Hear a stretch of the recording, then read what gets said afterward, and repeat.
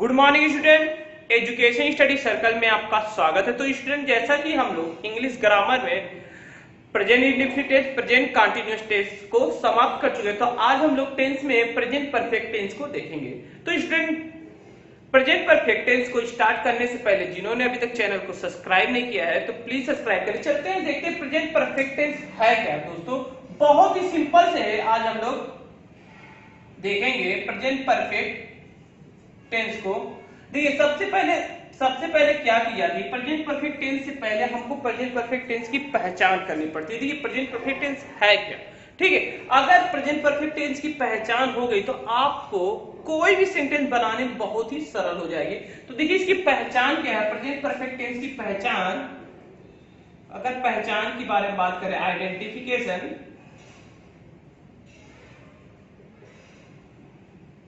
देखिए आइडेंटिफिकेशन है क्या इसकी। तो सबसे पहले इसकी पहचान है, जिस वाक्य के अंत में, देखिए सबसे मोस्ट इंपॉर्टेंट चीज, किसी भी टेंस को करने से पहले अगर उसकी पहचान आपको आती रहे तो टेंस बनाने में बहुत ही सिंपल हो जाता है। तो इसकी पहचान क्या है, जिस वाक्य के अंत में चुका है, चुकी है, चुके हैं, ठीक। पहली पहचान हो गया चुका है, चुकी है, चुके हैं। लिया है, दिया है, लिया है, दिया है, या आ है, ई है, ए है, मतलब कि एक तरीके से आ ई ए है, तो वो हमारा किस प्रकार का टेंस होता है, प्रेजेंट परफेक्ट टेंस। एक बार पहचान अगर क्लियर हो जाए तो टेंस बनाने में बहुत ही सिंपल होता है। तो इसकी पहचान हो गई, जिस वाक्य के अंत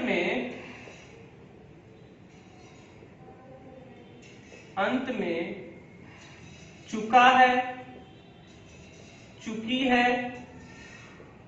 या चुके हैं, तो ये इसकी पहचान। साथ ही साथ चुके हैं तथा लिया है, दिया है या ली है, ठीक है, दी है, आ है, मतलब इस टाइप के सेंटेंस आते हैं तो इसे हम क्या कहते हैं, इसे हम प्रेजेंट परफेक्ट टेंस कहते हैं। प्रेजेंट परफेक्ट टेंस कहते हैं, परफेक्ट टेंस कहते हैं, ठीक है। तो सिंपल सा है, तो ये हमारा सिंपल सा हो गया, प्रेजेंट परफेक्ट टेंस कहते हैं, ठीक है दोस्तों। तो ये सिंपल सी पहचान। देखिए, इसके हेल्पिंग वर्ब क्या है, हेल्पिंग वर्ब, हेल्पिंग वर्ब मतलब आपको हमने बताया कि सहायक क्रिया, इसकी जो सहायता करती है, सहायक क्रिया कौन कौन सी है। तो देखिए, सहायक क्रिया इसकी है हैज और हैव। इसकी सहायक क्रिया क्या है, हैज और हैव।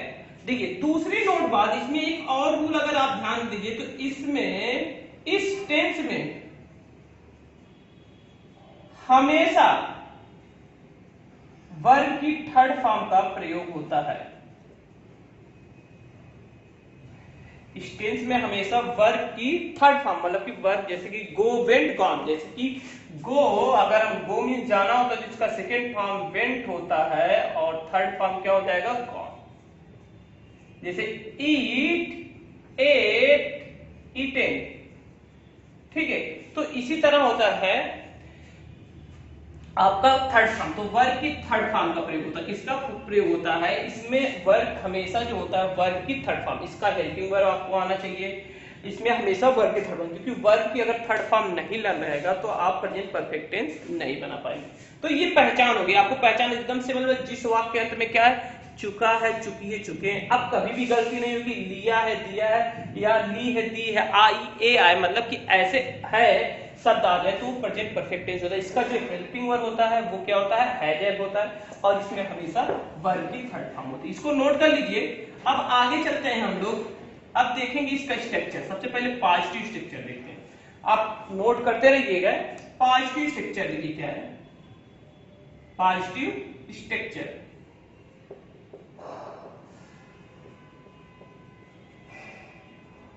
ठीक है। पॉजिटिव स्ट्रक्चर में सबसे पहले देखिए आपका आता है सब्जेक्ट, ध्यान में रखिएगा। फिर उसके बाद क्या आएगा, हेल्पिंग वर्ब आएगा, जैसे इसमें क्या है, हैज है और हैव है, ठीक है। फिर उसके बाद क्या आएगा, वर्ब की third form plus object plus etc, ठीक है। सिंपल सा ये है। तो ये है रूल, क्या है रूल, सिंपल सा है, एक वचन करता, एक वचन करता आपका क्या है, एक वचन करता, जैसे आपका ही है, सी है, इट, ठीक है। नाम के साथ क्या होता है, हैज का प्रयोग होता है।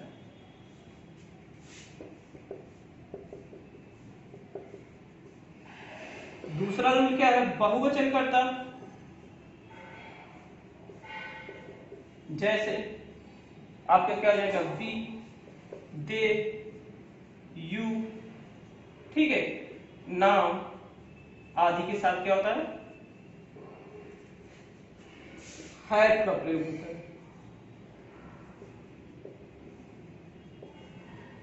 इसको हम बार बार इसलिए लिखते हैं एक वचन बहुवचन की, जिससे आपको याद हो जाए, लर्न हो जाए। अगर लिख लिख के आप बार बार प्रैक्टिस करेंगे तो आपको याद हो जाए कि एक वचन कौन है, बहुवचन कौन, कभी कंफ्यूजन नहीं होगी। अब इसकी एग्जांपल अगर देखें, एग्जांपल में एग्जांपल जैसे कि उसने, जैसे कि क्या कर सकते हैं कि उसने अपनी उंगली काट ली है, जैसे कि यह लिख सकते हैं, उसने अपनी उंगली काट, वह जैसे कि लिख सकते हैं वह अपनी उंगली काट चुकी है, या उसने अपनी अंगुली काट ली है, या तो वह अपनी उंगली काट चुकी है, वह अपनी अंगुली काट ली है, मतलब कि काट चुकी है। देखिए दोनों सेंटेंस एक ही है, काट चुकी है, काट ली है, मतलब कि उसने अपनी उंगली काट ली है, तो ये बहुत ही अच्छा सेंटेंस है। लेकिन वह अपनी उंगली काट चुकी मतलब कट गया है, काट चुकी है, काट ली है, काट चुकी, दोनों एक ही सेंटेंस है, लेकिन सेंस भी एक ही है, थोड़ा सा सेंस में अलग रहेगा, लेकिन दोनों का ग्रामर जो एक ही। जैसे कि उसने का ही बनेगा, ठीक है।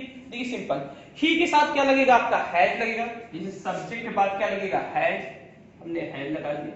देखिए फिर वर्ब की थर्ड फॉर्म, थर्ड मतलब काटना का कट होता है। देखिए कट होता है, ठीक है, कट, ठीक है।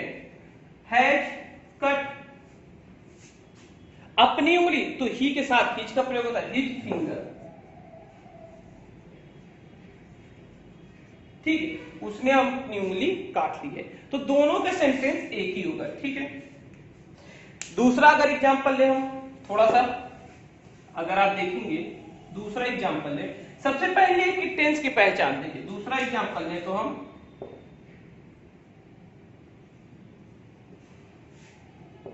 जैसे लिखे,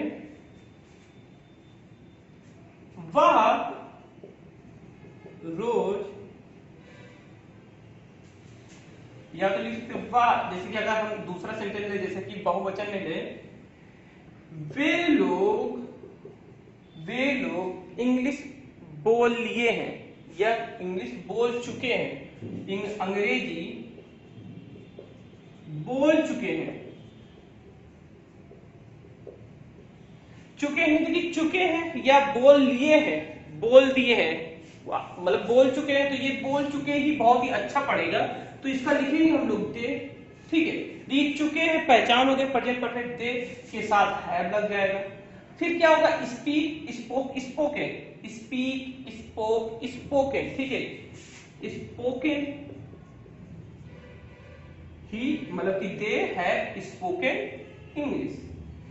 तो सिंपल तरीके से आप क्या कर सकते हैं, इसको मेक कर सकते हैं। देख रहे हैं मैंने, हम लोगों ने क्या दिया, अलग अलग सेंटेंस देखे। अब इसके बाद निगेटिव स्ट्रक्चर देखें। निगेटिव,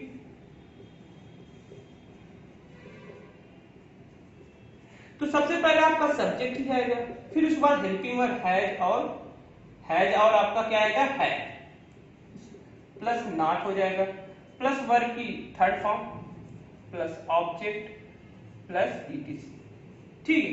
तो ये आपका स्ट्रक्चर हो गया।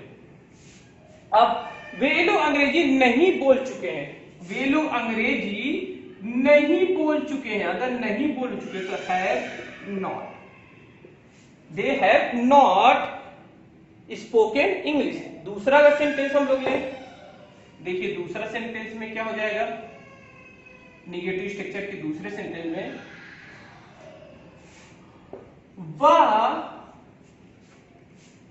वह, जैसे कि कह सकते हैं वह, अगर हम लोग वह खाना खा चुकी है, वह खाना खा ली है। जैसे कि अगर चुकी है या तो ली है, ठीक है। देख रहे हैं दो सेंटेंस में कभी कंफ्यूजन है, वह खाना खा चुकी है, खाना खा ली है। तो इसके लिए हम क्या लेंगे, ही ले लिए हमने, फिर उसके साथ हैज का प्रयोग हो जाएगा, फिर उसके बाद नॉट का प्रयोग लगा देंगे। फिर देखिए subject, helping verb, not verb की थर्ड, खाना खा चुकी है, खाना खाना खाना क्या होता है, इट का एटेन हो जाएगा, ठीक है।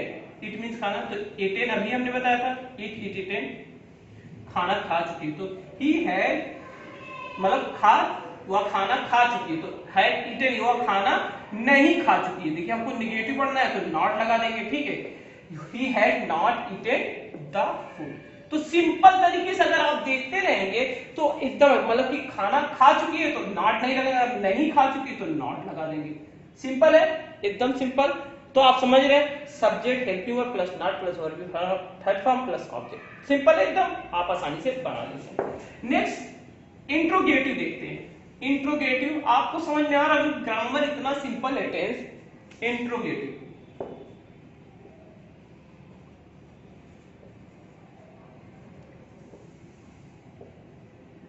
देखिए, इंट्रोगेटिव सेंटेंस जो होता है वो दो प्रकार होता है। जब वाक्य क्या से प्रारंभ हो, उसे हम किससे बनाते हैं, हेल्पिंग वर्ब की सहायता बनाते हैं।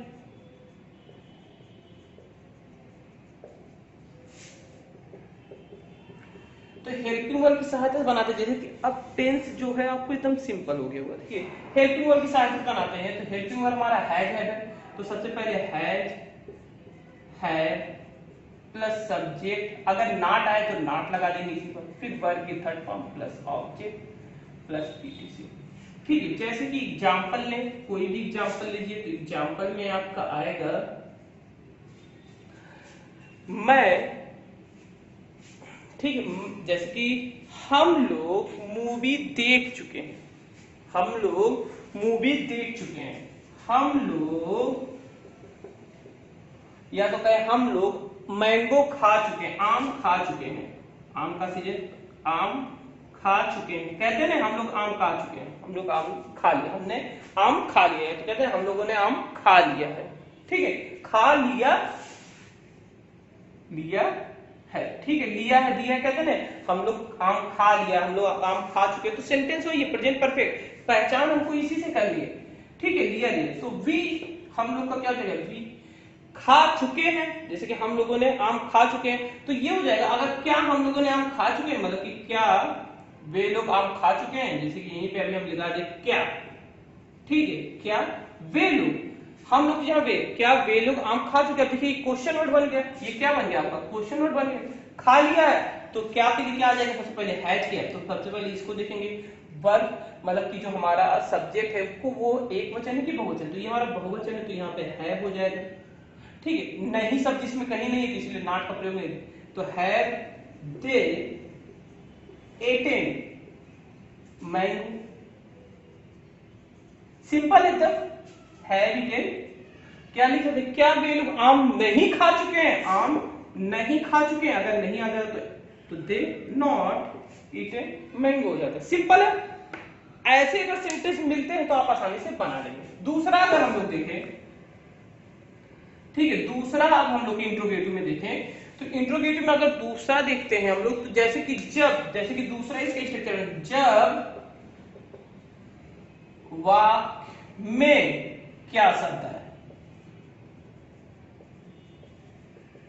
तो उसे हम क्वेश्चन वर्ड की सहायता से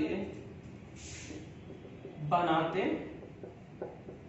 तो पहले क्या जाएगा, क्वेश्चन वर्ड आ जाएगा, प्लस हेल्पिंग वर्ड मतलब हैज है, प्लस सब्जेक्ट आ जाएगा, प्लस नॉट हो जाएगा, प्लस वर्ब की third form plus object plus etc, तो ये हो जाएगा। तुम लोग क्यों तुम लोग, जैसे कि कह रहे हैं ना कि तुम लोग, जैसे कि अब इसमें थोड़ा सेंटेंस आपको अटपटा रहेगा, जैसे कि तुम लोगों ने क्यों पैसे चुरा लिए हो, तुम लोग पैसे क्यों चुरा लिए हो, जैसे कि तुम लोग पैसे क्यों चुरा चुके हो या चुरा लिए हो, मतलब कि कहते हैं ना लिए हो तुम लोग पैसे, ठीक है। या तो क्या है कि हम लोग अंग्रेजी नहीं, क्या वे लोग अंग्रेजी क्यों नहीं बोल चुके हैं, वे लोग गाना क्यों नहीं गा चुके हैं, जैसे कि वे लोग बाजार क्यों नहीं जा चुके हैं, क्यों नहीं जा चुके हैं। तो क्यों नहीं जा चुके हैं, क्योंकि उनके पास क्यों नहीं गए, मतलब कि गैप, मतलब कि जैसे कि अगर कोई अलग सेंटेंस बनता तो होता, तो क्यों नहीं जा चुके हैं, तो मतलब कि उनके पास साइकिल नहीं थी, मतलब कि इसलिए वे लोग क्यों नहीं जा चुके हैं, मतलब बाजार जा चुके हैं। अगर लिखे वे लोग क्यों नहीं जा चुके हैं तो क्या हो जाएगा, दे हैव, तो ये क्या हो, क्यों नहीं, तो ये अगर ऐसे बनाएंगे तो गलत हो जाएगा, क्योंकि हमको देखना कि क्यों शब्द आगे, तो ये क्या हो गया, क्वेश्चन वर्ड हो गया, तो क्यों का क्या हो जाएगा, वाई, फिर इसके बाद हैव दे नॉट गॉन, ठीक। अगर कहते कि वे लोग क्यों नहीं बाजार जा चुके हैं, बाजार जा चुके हैं, तो बाजार गॉन टू मार्केट हो जाता, ठीक है। या स्कूल जा चुके हैं तो गॉन टू स्कूल हो जाए। तो बहुत ही सिंपल सेंटेंस है, आपने देखा थोड़ा सा आपको सेंटेंस जैसे कि आपकी बुक में बहुत सारे एग्जांपल दिए, तो उनको मेक करिए। अगर जो नहीं आ रहा तो उसको हमको कमेंट बॉक्स में भेजिए, उसको हम क्या करेंगे, सॉल्व करके बताएंगे दोस्तों। तो नमस्कार दोस्तों, यदि आपको ये वीडियो पसंद आया दोस्तों, तो जिन्होंने चैनल को सब्सक्राइब नहीं किया तो प्लीज सब्सक्राइब करें और चैनल को लाइक और कमेंट जरूर कीजिए। नमस्कार दोस्तों, नए वीडियो में नए जन साथ मिलते हैं।